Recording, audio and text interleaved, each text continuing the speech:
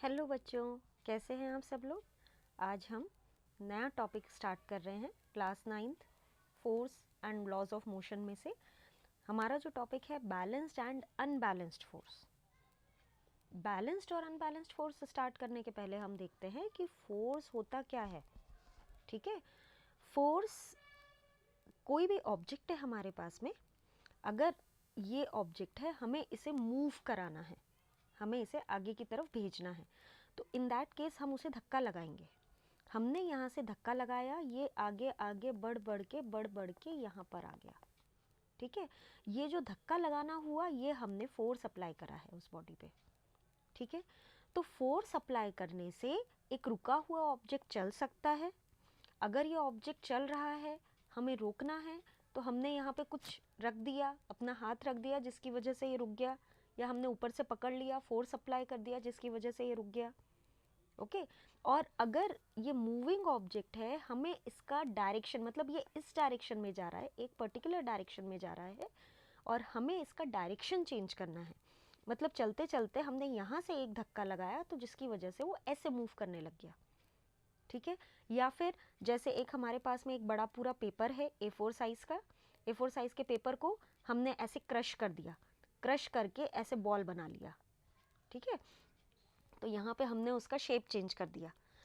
तो force is basically a push और अ पुल। ये डेफिनेशन हम बचपन से पढ़ते आए थे, उसी में कुछ और उसको एक्सप्लेन करके हम प्रॉपरली समझाते हैं।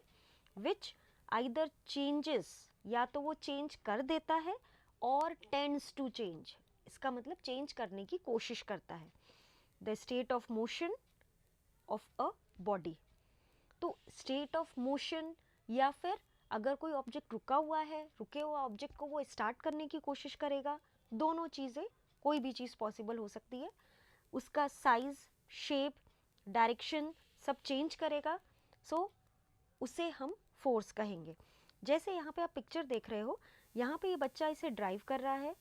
ठीक है, ये साइकिलिंग कर रहा है, साइकिलिंग कर रहा है, वो अप्लाई कर रहा है कुछ फोर्स, उसके फोर्स अप्लाई करने से ये साइकिल आगे की डायरेक्शन में चल रही है।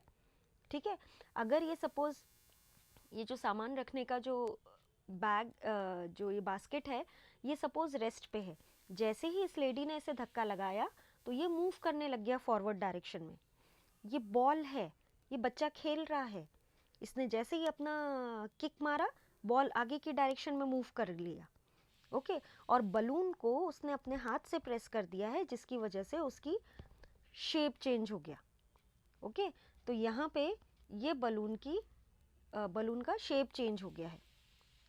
ओके, अब अगर हम टाइप्स ऑफ फोर्सेस की बात कर रहे हैं, तो जो पहला है वो है बैलेंस्ड फोर्स। बैलेंस्ड फोर्स का मतलब क्या है, अगर कोई भी ऑब्जेक्ट है हमारे पास में, उसके ऊपर लगने वाले सभी तरह के फोर्सेस बराबर हैं। ठीक है, तो ये बैलेंस्ड फोर्स कहेंगे। It is the vector sum of the forces acting on the body is zero. ठीक है, इसका मतलब ये हुआ कि चारों तरफ से जो लगने वाले जो फोर्स हैं इस बॉडी पे वो जीरो हैं, इसे हम बैलेंस्ड फोर्स कहेंगे। ठीक है, जैसे आप यहाँ पे ये देख रहे हो, टेबल के ऊपर ये ऑब्जेक्ट रखा हुआ है। ठीक है, नीचे की डायरेक्शन में जो लग रहा है वो वेट ऑफ द ब्लॉक लग रहा है, ऊपर की डायरेक्शन में जो लग रहा है वो रिएक्शनरी फोर्स है। हर चीज़ का ऊपर की तरफ एक रिएक्शन लगता है, वो वाला फोर्स है। ये दोनों एक दूसरे को बैलेंस कर रहे हैं, जिसकी वजह से ये ऑब्जेक्ट प्रॉपरली टेबल पर ही रखा हुआ है। ओके, अब हम अनबैलेंस्ड फोर्स की बात करते हैं।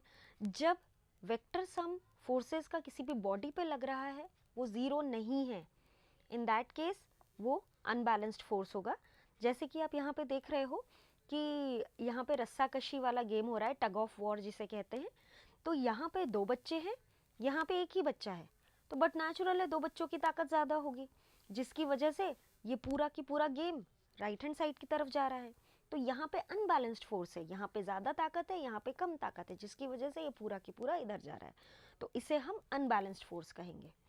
ऐसा ही ये वाला आप पिक्चर देखिए। ठीक है, इस वाले पिक्चर में यहाँ पे 300 न्यूटन फोर्स लग रहा है, यहाँ पे भी 300 न्यूटन फोर्स लग रहा है। दोनों तरफ जब बराबरी का फोर्स लग रहा है तो इस फोर्स को हम क्या कहेंगे? Very good, it is balanced force.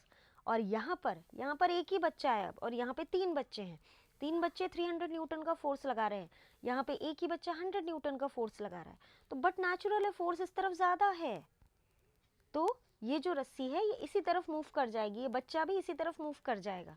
तो ये जो एग्जाम्पल हुआ ये अनबैलेंस्ड फोर्स का हुआ। ओके, इसी तरह से आप प्रॉपरली कंसेप्ट्स को समझते जाइए। Okay, thank you.